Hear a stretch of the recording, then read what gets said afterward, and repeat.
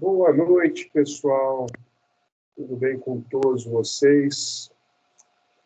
Esperamos que sim, né? Eu quero primeiramente agradecer vocês pela presença na nossa Semana Científica de Fisioterapia.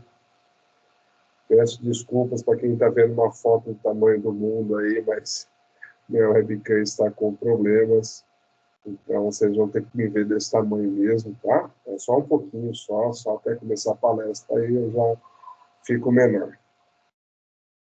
Bom, é sempre um prazer estar iniciando uma semana científica com a presença de todos os alunos, com a presença dos nossos professores e a presença, claro, também da palestrante, porque no nosso momento é uma troca de conhecimento, mesmo que improvisado através do método online, mas nunca a falta de uma transmissão de conhecimento para vocês.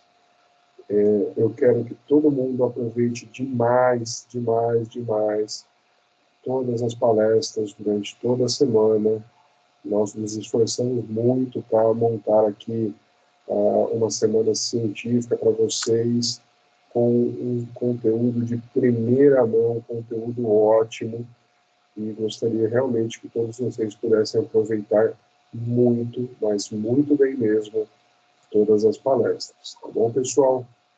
Mais uma vez eu agradeço a presença de todos aqui e vamos começar então a nossa semana acadêmica.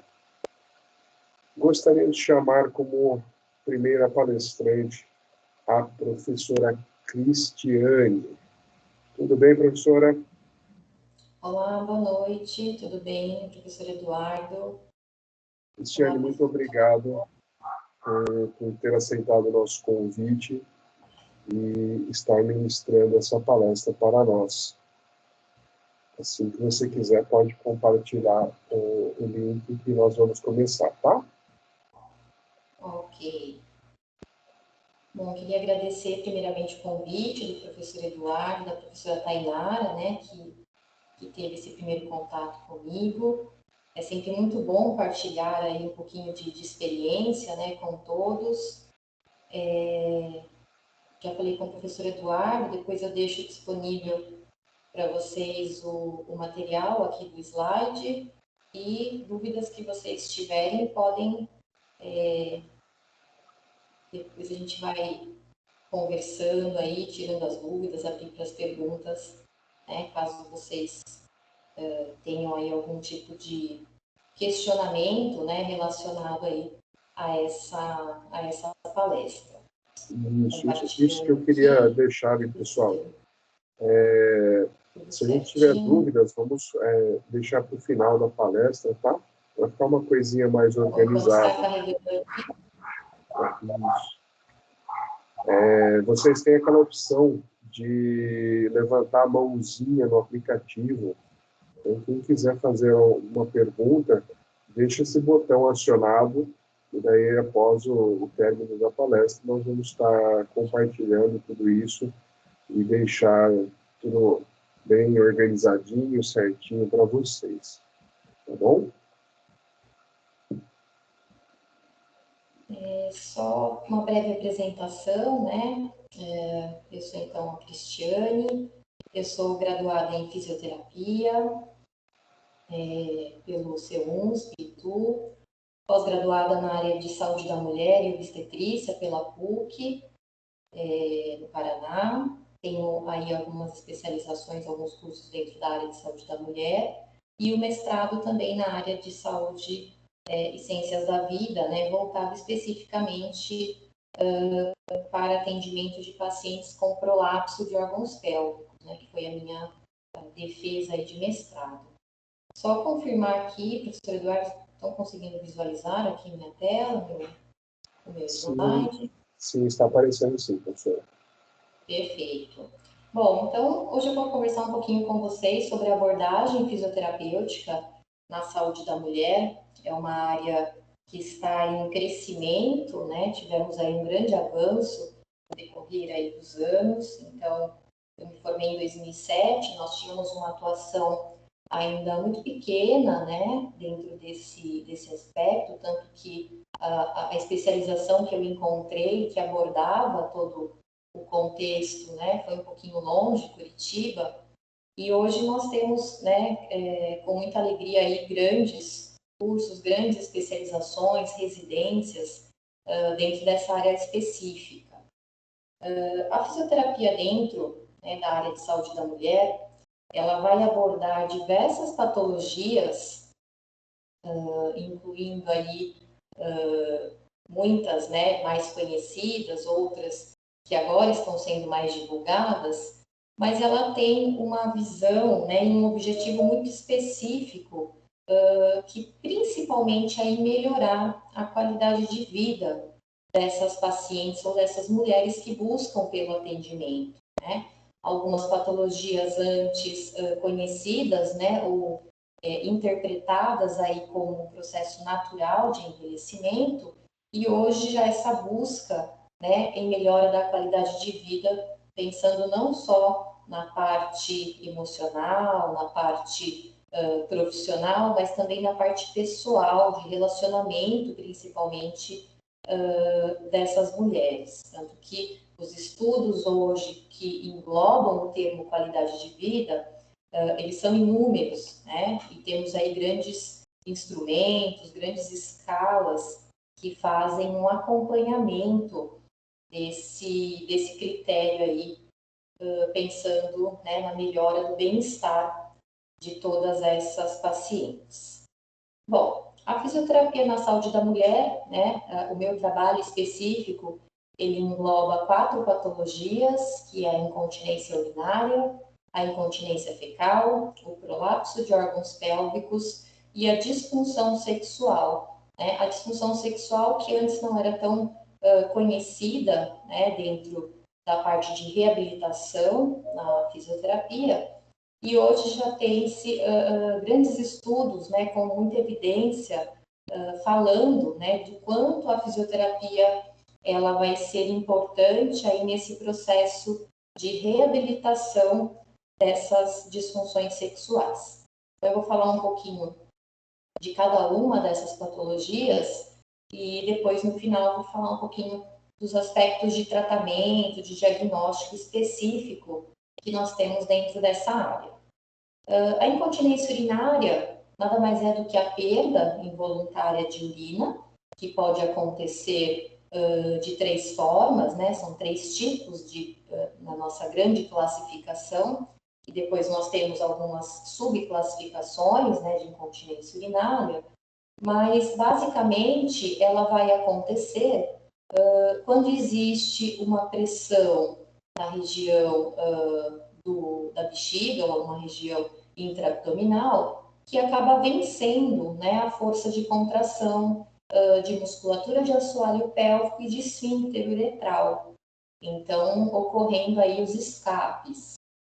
Essa incontinência urinária, ela pode afetar mulheres em qualquer faixa etária, né, o que já é uma mudança aí de visão, pois antes diziam que apenas mulheres mais idosas, né, que apresentavam esse quadro de IU, e hoje nós temos muitas mulheres jovens apresentando algum tipo de disfunção, né, do aparelho aí urinário, e tem fatores, né, que são multi.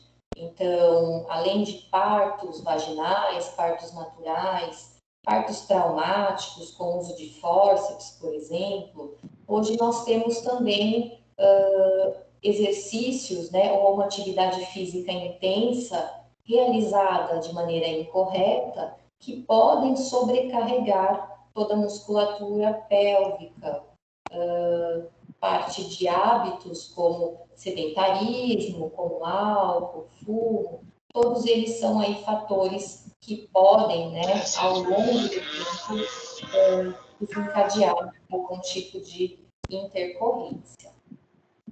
Aqui na imagem vocês conseguem visualizar, né, essa bexiga sofrendo uma pressão, um aumento dessa pressão intraabdominal com esse escape. Lembrando que esse escape ele pode acontecer em formato de gotas, né, que seria uma incontinência leve, sendo até um esvaziamento completo, né, que seria caracterizado, então, como uma incontinência urinária mais grave. Dentre as grandes classificações, nós temos 3 tipos: incontinência urinária de esforço, né, quando em qualquer tipo de aumento, né, de pressão intraabdominal ocorre essa perda, que pode ser uma tosse, um espirro, uma mudança de postura, por exemplo, uma mudança de decúbito, um abaixar, um levantar, né, fazendo com que essa paciente ou essa mulher passe por um processo de grande constrangimento, né, principalmente quando está em um ambiente social, né, no ambiente de trabalho, gerando sim um grande impacto na sua qualidade de vida. A incontinência urinária de urgência, que pode acontecer por uma hiperatividade detrusora, né, por algum motivo, os receptores dessa bexiga, eles detectam um aumento ali dessa complacência em momentos inoportunos ou quando a bexiga ainda não está totalmente cheia, gerando contrações involuntárias, né, fazendo esse escape, e a incontinência urinária mista, quando nós temos a somatória aí de uma incontinência de esforço com uma incontinência urinária também de urgência. Dentre essas 3, a fisioterapia ela tem um grande papel, tanto na de esforço como urgência mista, principalmente pelas tecnologias que hoje nós temos no tratamento, né, dessas disfunções. Então, depois de uma avaliação aí criteriosa, exame físico, exames diagnósticos, como, por exemplo, o estudo urodinâmico, que faz uma leitura de todo o funcionamento desse detrusor, nos aspectos de enchimento, esvaziamento dessa bexiga, nós conseguimos, então, pontuar, fazer um diagnóstico mais fidedigno, mais preciso, né, para, então, elaborar um plano de tratamento que tenha resultados aí bem satisfatórios com essas pacientes. Hoje eu tenho uma experiência em atendimento com pacientes de incontinência urinária, que geralmente o médico, o ginecologista encaminha para a fisioterapia para verificar se ela tem uma boa evolução, né? E se isso não acontecer, a indicação do tratamento cirúrgico. E muitas dessas pacientes acabam não precisando posteriormente da cirurgia, né? Como reforço da musculatura, com trabalho de consciência corporal, de propriocepção dessa musculatura, é possível sim conseguir bons resultados, né, com a nossa fisioterapia. A incontinência fecal, também um outro problema, né, que afeta a maior parte aí das mulheres. Então, infelizmente, eu até brinco, né, quando eu ministro a aula para os alunos, que mais uma patologia, né, que acaba sendo mais de maior incidência no público feminino. E a incontinência fecal, ela é caracterizada com a perda, né, de fezes, isso pode ser sólido, líquido ou flatulências também, ela é caracterizada como um processo de incontinência e precisa ser encarado como uma patologia e de que existe sim um tratamento específico para solucionar, né? Algo difícil, né? Porque muitas pacientes elas chegam para o nosso atendimento já em um estágio mais avançado, principalmente pela vergonha em procurar o atendimento numa fase inicial, acha que de repente é um processo por algo que ela realizou ali no momento, que isso vai melhorar, ela fica protelando, né, uma avaliação clínica específica, e quando isso saiu totalmente de controle, que elas acabam procurando pelo atendimento. Esse é um cenário que nós ainda precisamos bastante para que essas pacientes, para que essas mulheres tenham a consciência de iniciar um atendimento ou de passar em uma consulta de maneira precoce para fazer essa detecção do problema, e com isso o tratamento também vai ser muito mais fácil, né? Os resultados vão ser muito melhores. Quanto mais tempo ela demora a procurar o atendimento, mais vai agravando essa patologia e mais difícil também para que a gente possa solucionar. A incontinência fecal, ela hoje é uma parcela menor, claro, do que a incontinência urinária, mas ela também tem como características aí, ou como fatores de risco, partos traumáticos com uso de fórceps, que podem lesionar aí o esfíncter anal, e apesar do reparo, né, durante o procedimento, ao longo do tempo isso pode gerar algum tipo de intercorrência.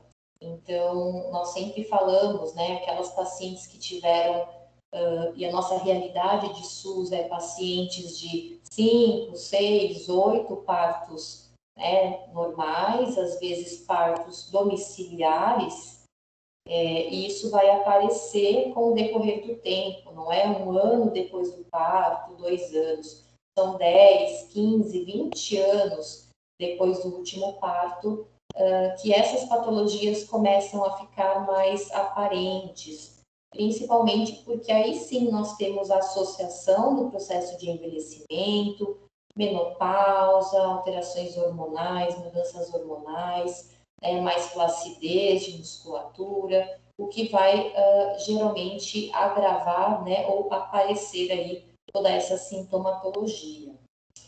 Um dos fatores para a incontinência fecal que nós temos hoje, para a incontinência urinária também, são os quadros de constipação grave, ou seja, pacientes, né, mulheres que durante todo o período da sua vida tiveram dificuldades para evacuar, que faziam muita força no momento de evacuação, aumentando a pressão intra-abdominal e que podem, com o tempo, levando essa musculatura a um quadro aí de fraqueza.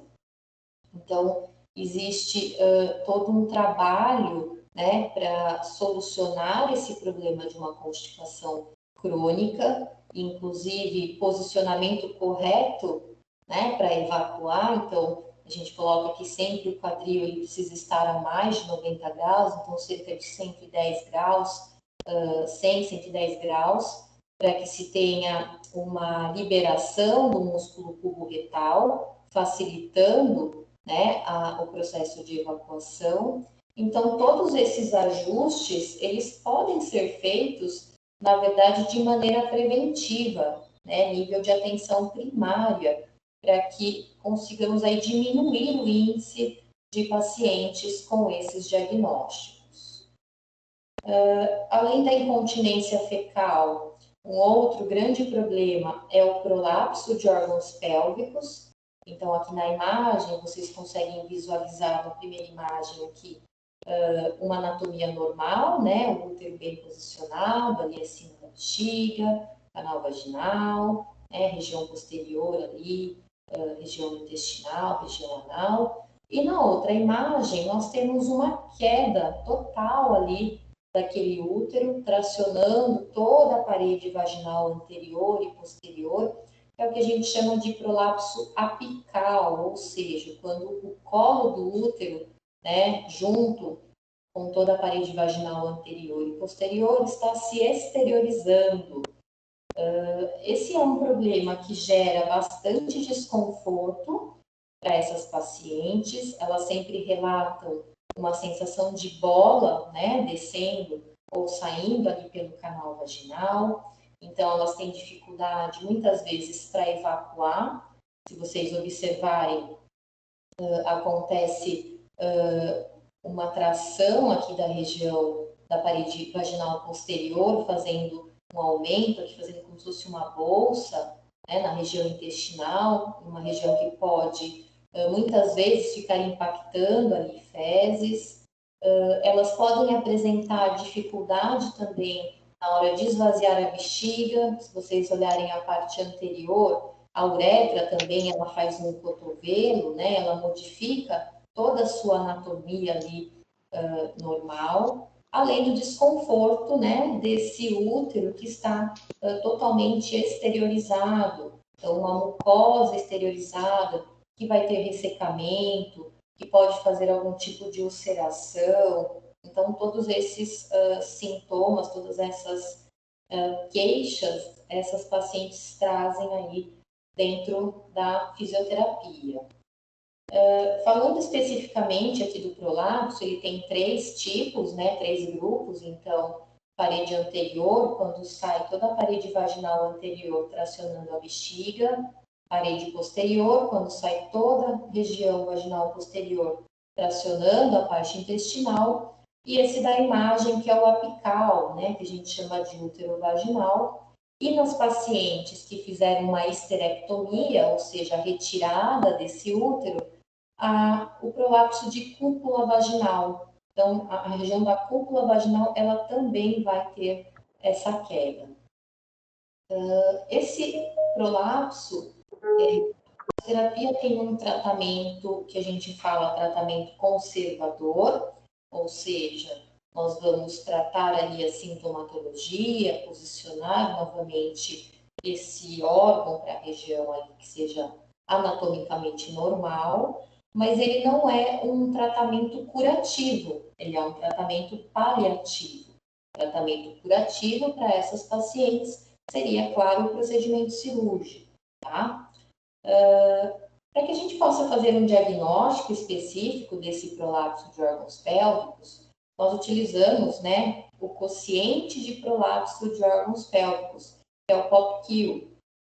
Esse exame, ele consegue, né, ou ele possibilita que nós graduemos esse prolapso, né, que vai de 0 a 4, para entender qual a gravidade e entender também que tipo de tratamento fisioterapêutico nós podemos ou devemos realizar aí com essa paciente. Então, só para vocês entenderem aqui, esse POPQ, ele é feito com algumas medidas, né, em avaliação ginecológica, com auxílio de um esterômetro, que é essa reguinha aqui, esse instrumento. Aqui nesse gráfico, né, a gente consegue ver aqui a região do útero, onde C está mostrando aqui a região do colo. Nós temos aqui na frente, né, em preto, a região do púbis. A região de AA e BA é toda a parede vaginal anterior. A região de AP e BP é toda a região de parede vaginal posterior. O D, que está aqui em cima, ele está apontando bem para a região de fundo de saco vaginal, inserção aqui do ligamento útero-sacro, principalmente. E aqui nós temos a região do hiato genital, que vai do centro da uretra até a parte da fúrcula vaginal. Corpo perineal, que vai da fúrcula, né, vaginal até o centro do ânus. E nós temos o comprimento vaginal total, né, que vai aqui da região do introito até a parte de fundo de saco, tá? Essas medidas, né, essas 9 medidas, elas vão pontuar para nós qual é o grau desse prolapso.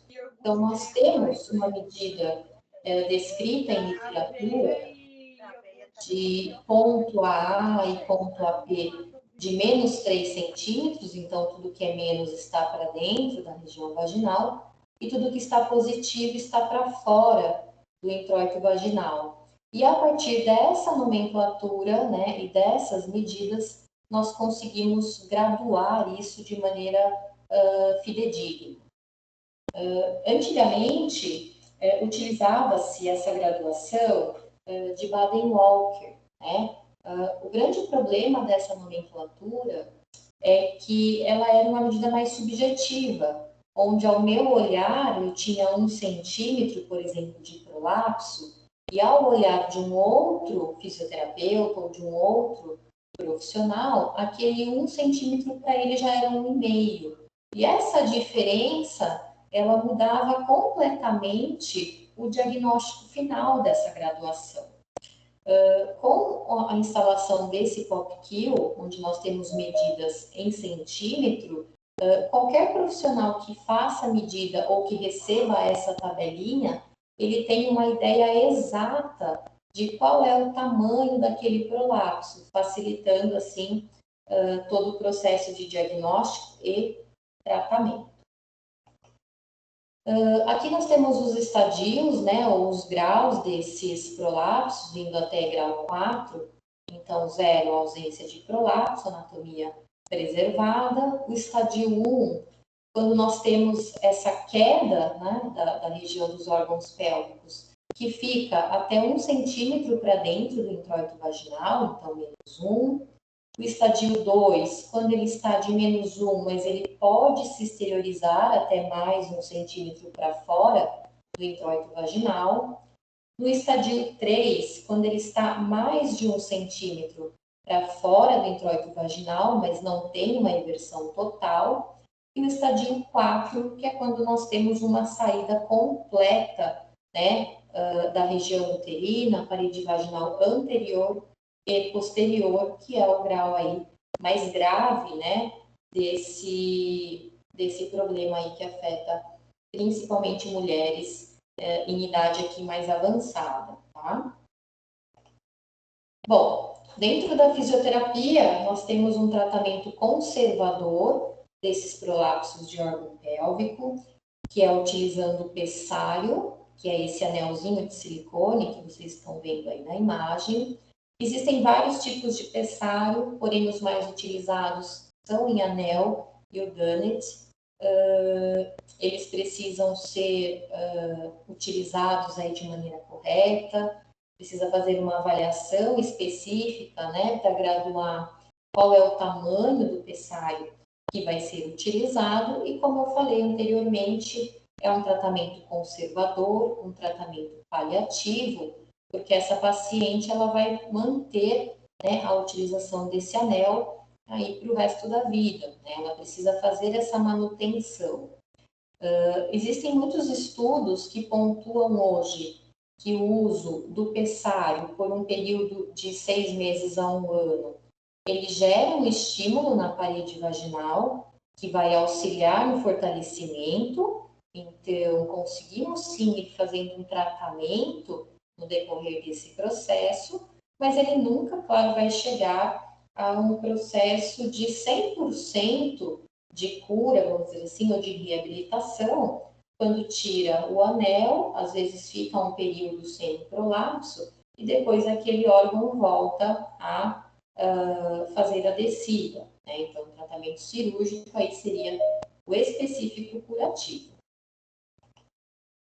Bom, para essa avaliação, nós precisamos medir o diâmetro externo desse pessário e para saber o tamanho, né, que essa paciente necessita, nós fazemos o toque ginecológico ou então avaliação com instrumento chamado colpômetro de Renier, e ele vai nos mostrar qual o diâmetro adequado para essa paciente. A grande importância desse exame é que se nós recomendamos, né, um pessário maior, ele vai gerar uma pressão muito grande na parede vaginal, com risco de fazer ulceração naquela mucosa. E se for um pessário menor, a paciente vai expulsar o pessário junto com o prolapso. Então, precisa ser o diâmetro adequado para que ele realmente faça a fixação ali em toda a região de parede vaginal, mantendo, né, aqueles órgãos na posição ideal. Então, esse é o colpômetro de Renier, também em centímetros, aqui a sua graduação, né, na parte mais distal do instrumento. Então, ele é introduzido na região vaginal, tem essa ponta arredondadinha, né, para não ter risco de machucar a paciente. E quando estiver posicionada lá na região de fundo de saco vaginal, é feita essa abertura, né, e graduado aqui em centímetros, para que a gente possa saber qual o diâmetro adequado. Então, por exemplo, se chegou aqui até 5, né, nós precisamos de um pessário aí de 50 milímetros de diâmetro. E aí vai ter uma tabelinha lá dos fabricantes de pessário para que essa paciente possa adquirir aí o tamanho ideal, né, para o seu uso, tá? Então, existe toda uma adaptação, né, com a utilização do dispositivo e a fisioterapia, né, o fisioterapeuta de saúde da mulher, que faz toda essa indicação, a avaliação do pessário específico e o acompanhamento dessas pacientes durante todo o processo. Então, geralmente nós fazemos a inserção do pessário e essa paciente permanece por 7 dias com ele, né? E retorna depois de 7 dias para a gente verificar algum desconforto, alguma complicação. E uma vez que ela esteja adaptada, nós fazemos o treinamento para que ela possa colocar e retirar esse pessário, para que ela entenda e aprenda a fazer a higienização adequada e ela pode ir fazendo acompanhamentos mais espaçados, depois mês a mês, até semestralmente, anualmente, depois de bem adaptada, né? Nós temos hoje na faculdade pacientes que estão adaptadas, que fazem acompanhamento anual. Temos pacientes que não se adaptaram em fazer a colocação e esse treinamento foi feito com um cuidador ou com o esposo, por exemplo. Então, eles fazem essa manutenção, né, de colocar e retirar o dispositivo com grande sucesso, né, e muito conforto da paciente com esse tratamento conservador. Bom, existem, claro, algumas causas, né, de descontinuidade com o tratamento. Então, pacientes que tentaram o uso do pessário e depois não quiseram continuar ou que tiveram algum tipo de intercorrência. Então, erosões vaginais, principalmente, ulcerações, e principalmente isso pode acontecer pela diminuição de trofismo da região vaginal. Então, geralmente é indicado o uso de um creme vaginal à base de estrogênio para melhorar um pouquinho esse trofismo e evitar essas erosões. E também a colocação adequada do dispositivo. Ele tem que ficar confortável. Os pacientes relatam que depois de alguns minutinhos ali com o pessário, ele se torna imperceptível, né? Então, essa é a posição correta, onde ela vai ter conforto para sentar, levantar, mudar de postura, com a utilização do dispositivo. Algumas pacientes evoluem com incontinência urinária, então, uma vez que aquele prolapso está exteriorizado, faz aquele cotovelo na região uretral, ela não perde xixi. Quando a gente reposiciona toda aquela estrutura que deixa a uretra novamente anatomicamente adequada, ela passa a ter incontinência. Então, precisa somar aí um tratamento específico para a IU.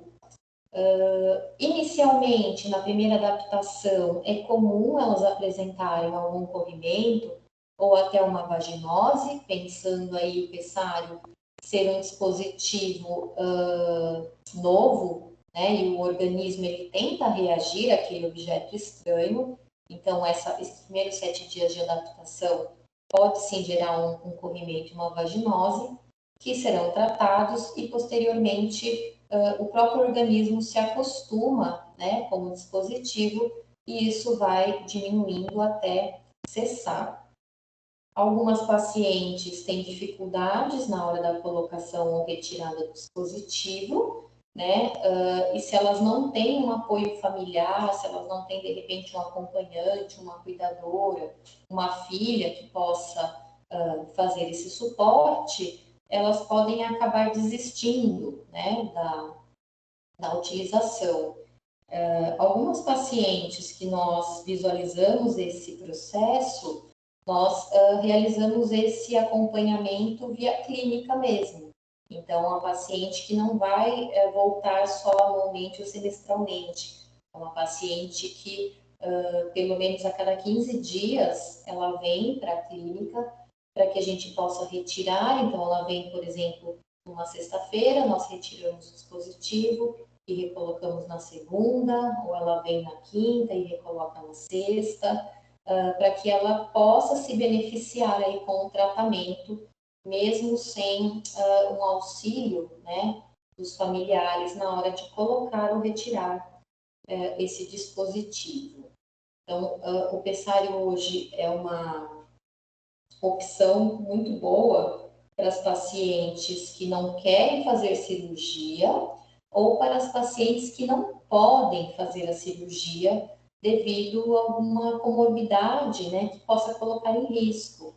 Então, nós temos geralmente pacientes aí na faixa de 80, 85 anos, que são pacientes cardiopatas, diabéticas, hipertensas, que não têm aí, ou tem algum tipo de descompensação desses critérios, e que um quadro cirúrgico seria arriscado.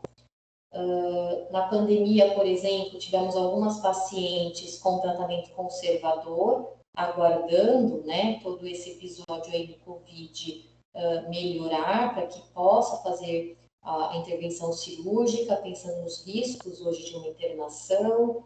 Então, aumentou bastante, né, o nosso trabalho aí da físio com os prolapsos. Existem alguns cuidados específicos, como a orientação, né, tanto aos pacientes como cuidadores, a higienização adequada desse dispositivo e o treinamento para colocar e retirar de maneira adequada, para não gerar nenhum tipo de risco, né, de ulceração ou de machucar ali a região vaginal. Então, todo esse treinamento, todo esse acompanhamento também a equipe aí de fisioterapia em saúde da mulher que vai realizar com essas pacientes. Aqui tem uma imagem só mostrando para vocês a colocação, o posicionamento adequado, né? Então percebam que o anel ele fica posicionado na parte de fundo vaginal, ali próximo da região do colo uterino, e ele vai fazer um travamento, né? Ficando esse anel voltado na direção do pubis, na direção ali da região do sacro, principalmente. E essa colocação, apesar de parecer técnica aqui na imagem, ela é muito simples, né? E as pacientes aprendem e realizam isso com muita tranquilidade, né? Depois aí de uma, duas terapias, né? Com esse treinamento, tá? Pensando aqui, agora na nossa próxima patologia, depois eu vou falar de todos os tratamentos, entra a parte da disfunção sexual.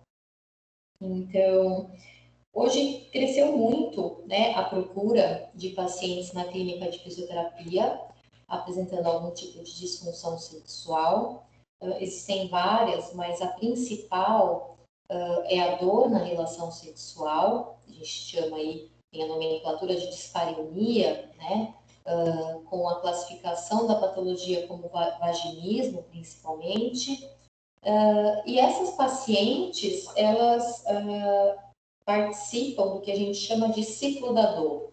Né? Então, a paciente às vezes tem uma contração involuntária da musculatura vaginal, que gera dor durante a penetração.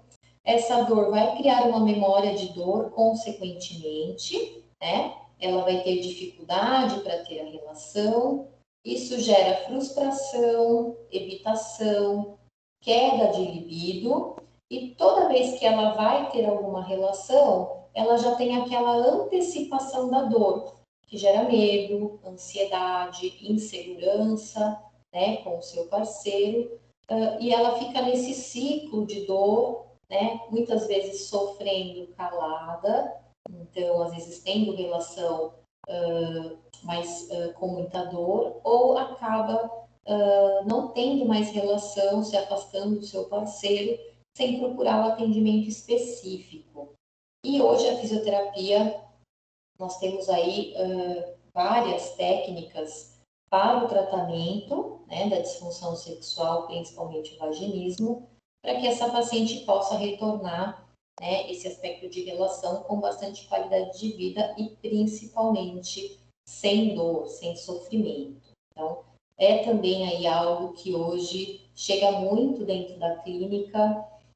Hoje, fico muito feliz que os médicos, os ginecologistas estão fazendo essa indicação. Anteriormente, essas pacientes vinham por indicação de uma outra amiga, né, com relação a isso. E hoje a equipe médica já faz esse encaminhamento específico, dando aí o valor, né, à nossa classe profissional. Então, isso é muito bom saber que temos aí o reconhecimento dentro da área de saúde da mulher de toda essa equipe. Bom, o tratamento fisioterapêutico, né, eu coloquei junto, porque nós temos algumas técnicas que são específicas, mas outras que podem ser utilizadas para todas essas patologias, tanto incontinência urinária, como incontinência fecal, prolapso de órgãos pélvicos e disfunção sexual. Eu acho que o carro-chefe aí entra com os exercícios de Kegel, né? Exercícios de fortalecimento de assoalho pélvico, então utilizando aí de contrações rápidas, contrações lentas, contrações sustentadas de assoalho pélvico, também um trabalho de reeducação miccional dessas pacientes. Então, muitas vezes são pessoas que ficam segurando, né, a vontade de esvaziar a bexiga por muito tempo, que não é saudável.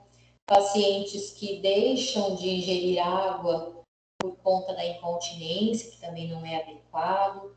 Então, a gente faz todo esse trabalho de reeducação miccional, casando aí com o uso do diário miccional, né, onde elas vão fazer a anotação dos eventos durante o dia todo, para que a gente possa acompanhar e fazer uma leitura desse funcionamento aí vesical e conseguir encaixando, adequando isso de uma maneira mais efetiva.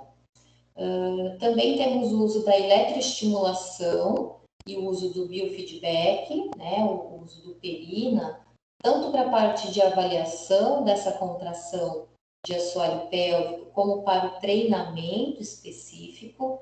Então, o biofeedback é muito bom porque ele mostra, né, para essa paciente, por sinais luminosos, o quanto aquela musculatura está ativa, se ela consegue contrair, se ela consegue sustentar, e o nosso trabalho também fica muito mais tranquilo. Os cones vaginais, né, que podem ser utilizados tanto para IU como para disfunção sexual. Além dos cones vaginais, também podemos acrescentar os dilatadores vaginais, principalmente para disfunção sexual, fazendo todo o treinamento, né, dessa paciente. Hoje nós temos o game, né, então a realidade virtual tem sido um grande aliado para transformar essa terapia em uma terapia mais atrativa, né, e que tenha aí os benefícios, os objetivos específicos de uma maneira mais atrativa. Então, temos alguns resultados aí muito bons com o uso do game, com alguns jogos específicos, né, onde ela tem que fazer mudanças de postura, mantendo a contração ali de assoalho pélvico. Então, é algo que a gente tem utilizado bastante dentro da clínica, tanto o game, né, como o I, como a realidade virtual, para o tratamento dessas pacientes. E as atividades diárias, dando toda a orientação para casa ou no período que ela esteja, por exemplo, no trabalho, para que realize também esse suporte de atividades. A gente sempre oferece uma cartilha com orientação, porque a paciente tem que entender que uma fraqueza muscular, ela vai ser tratada, e se ela deixar de realizar esse tratamento ou esses exercícios por um tempo, como qualquer outro músculo, ela vai novamente enfraquecer. Então, qual é o grande problema que nós temos hoje dentro da clínica? As pacientes fazem uma reabilitação, elas têm alta, elas deixam de fazer as atividades em casa e depois de um ano, mais ou menos, elas retornam com a mesma sintomatologia. Né? Então, Tenho pacientes que a gente sabe que, infelizmente, não tem uma disciplina em casa para realizar exercícios, que a gente precisa realmente pegar no pé para que ela possa se manter aí sem, né, queixas depois do processo de alta. Então, aqui tem os equipamentos, né, a eletroestimulação e o biofeedback, o uso do Perina, que a gente tem bastante resultado aí com as pacientes, tanto com eletrodos transcutâneos, como eletrodos por via vaginal ou via anal, dependendo, claro, da patologia e da indicação dessa paciente. E o Perina, hoje, o biofeedback é um grande aliado aí, tanto para avaliação como treinamento, né, dando consciência principalmente dessas contrações, para poder ter uma grande evolução. A game terapia, como eu falei, é a realidade virtual, hoje fazendo parte aí do nosso número de técnicas, né, nesse atendimento. Então, é possível fazer terapias ou sessões diferenciadas para não ficar rotineiro, para não ficar cansativo, né, e buscando cada vez mais inovações aí no tratamento também dentro da área de saúde da mulher. Aqui os anéis, alguns exemplos, então eu falei para vocês do anel e do Dunnett, né? Então tem outros tipos de pessários que também auxiliam, por exemplo, como esse disco, né? Tem esse suporte aqui para incontinência, então esse suporte ele fica posicionado abaixo da uretra, fazendo uma correção ali do posicionamento.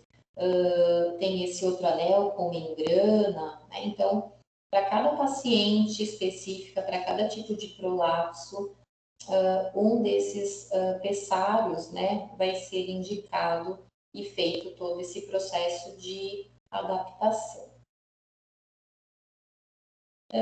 Utilizamos também hoje grandes instrumentos para auxiliar nessa avaliação, então o POP-Q que eu mostrei para vocês aqui, para ver o quociente, para ver qual é o grau desse prolapso.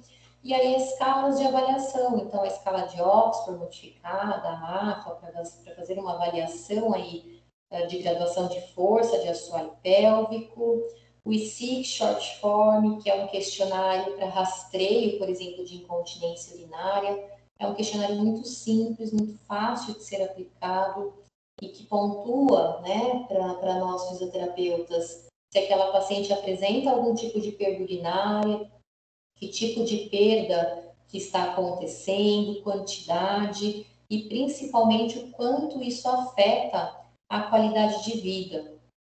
Então, é um número muito importante para a gente na hora de desempenhar aí o nosso plano de tratamento. O PICO, que é um questionário específico para prolapso, da qualidade de vida também. Então, quanto esse prolapso de órgão pélvico está impactando na qualidade de vida dessa paciente, tanto na parte profissional, como social, como emocional, no sono. E o King's Health, que é um questionário também de qualidade de vida voltado aí para quadros de incontinência urinária, incontinência fecal, e também aborda, né, um domínio falando aí de atividade sexual. Então, hoje, né, nós podemos dizer que a fisioterapia, sendo trabalhada aí com evidência, principalmente, nós temos grandes possibilidades de fazer um diagnóstico muito assertivo, né? E com isso um plano de tratamento adequado que vise uma reabilitação aí integral dessa paciente, com todos os sintomas e todas as queixas que elas possam apresentar durante o atendimento. Então, a Fisio em Saúde da Mulher, ela ainda está em crescimento, né? Teve uma grande evolução, mas ainda continua em crescimento. E algo que a gente precisa, de repente, modificar um pouquinho é que esse atendimento, que hoje é mais nível secundário, terciário, ele comece a ser um tratamento ou um nível primário, para prevenir a instalação dessas patologias, né? Então, aumentar a prevenção e diminuir processos de reabilitação, levando mais conhecimento, né, a essa população referente a esses episódios ou a essas patologias. Bom, deixo aqui o meu e-mail, tá? Se alguém quiser depois fazer algum questionamento também. E agradeço aí a participação de todos. Estou aberta agora a perguntas, Eduardo. Se alguém... Muito obrigado, professora Cristiane. Vamos lá, pessoal. Quem tiver alguma pergunta, pode estar abrindo o áudio, pode estar fazendo, tranquilo. Oi, professor. Eu tenho 2 perguntas. Claro. A primeira eu não sei se eu que não entendi direito, mas a cada quanto tempo precisa ser removido o pessário? A professora falou que a paciente volta para a clínica a cada 15 dias, remove o pessário para o final de semana e recoloca na segunda-feira. Eu queria entender o porquê que é preciso remover e qual é o tempo máximo que ela pode ficar com o pessário sem a remoção. Perfeito, ótima pergunta. Nesse primeiro início, né, que a gente coloca como adaptação, nós colocamos como um cuidado específico 7 dias com o pessário e retiramos, principalmente para fazer uma avaliação ginecológica e verificar se tem algum ponto que ficou sendo mais pressionado, que tem risco de uma ulceração, se teve algum corrimento, se desenvolveu alguma vaginose, e principalmente para gerar um descanso da mucosa vaginal na região que aquele pessário fica posicionado, né, para evitar, assim, o risco de alguma ulceração. A partir do momento que essa paciente já está adaptada, nós vamos aumentando esse tempo, tendo hoje em literatura, né, e de experiência também no ambulatório, pacientes que ficam 3 meses sem retirar o pessário e depois retiram para fazer a parte de higienização. Qual é o grande problema de permanecer mais do que esse período com o pessário? Ele pode, com o passar do tempo, pela grande pressão na mucosa vaginal, fazer o que a gente chama de encarceramento, ou seja, o pessário ele pode fazer uma ferida, uma úlcera, e ele pode se aderir àquela região. E aí, quando for retirar, vai machucar demais a região vaginal, né? Então, para evitar isso, nós fazemos essa retirada depois de 7 dias, depois quinzenalmente, mensalmente, até chegar a 3 meses, e com 3 meses ela vai fazendo de 3 em 3, sempre observando se não tem odor, se não tem corrimento, se não tem nenhum tipo de desconforto. Então, esse é o nosso protocolo aí inicial. Alguns autores até colocam esse uso por mais de 3 meses, mas é algo que a gente ainda não utiliza, né, dentro do nosso ambulatório, devido a risco realmente de ulceração. Muito obrigada, professora. Muito obrigada. E a função do pessário é fortalecer a musculatura ou apenas segurar o órgão? Ou os 2 juntos? A função específica é manter o órgão na posição normal, mas como ele faz um estímulo intermitente ali, ele também acaba fortalecendo. Tá. Última pergunta. Em relação à menopausa, que pode provocar o prolapso, você comentou da menopausa. Isso é porque existe uma alteração hormonal e com isso acarreta flacidez muscular? Ou tem um outro motivo? Não, não, é apenas pelas características mesmo que tem aí de alteração hormonal, gerando mais flacidez. Então, é um fator a mais, né? Ele isolado não seria o principal fator, mas se a gente pensa num processo de multiparidade, sedentarismo, obesidade, mais o aspecto de climatério e menopausa, ele seria, vamos colocar assim, um agravante, né, para o desenvolvimento do prolapso. Entendi, mas a menopausa em si, como um fato isolado, não não tem a característica de provocar o prolapso. Não tem, não tem. Tá bom. Professora, muito obrigada pela apresentação, foi excelente, gostei muito, obrigada pelas respostas. Obrigada. Mais alguém, pessoal?